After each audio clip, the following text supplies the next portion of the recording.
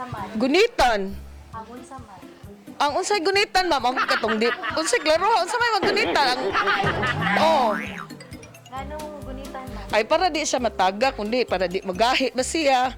Matagak. Kay kung di mo gunitan, matagak man siya. Kung imo sambuhian, malumoy man siya. Oh. Gunitan. Kay para di na mabuhi ang gugma. Gunitan para dili mawala. Second ras gunitan. Nganong unsa man? Ngano man? Og dili angay gunitan, di buhian jud na. Pero angay gunitan, gunitan jud na. Ang unsa rin gunitan? Bisa kun sa nga gunitan. Gunitan jud, ma'am. Ngano man? Kay nindot man lang gunitan kay hugot jud kayo ba. Nindot man gyud ng gunitan, ma'am. Unsa may gunitan? Ang iya way atong gunitan. Gunitan. Ngano man? Kay lami man.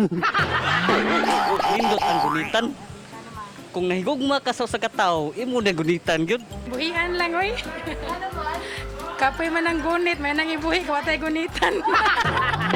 Gunitan o buhian? Ay, buhian ay. Ay, buhian na lang, labi nagbadlungon.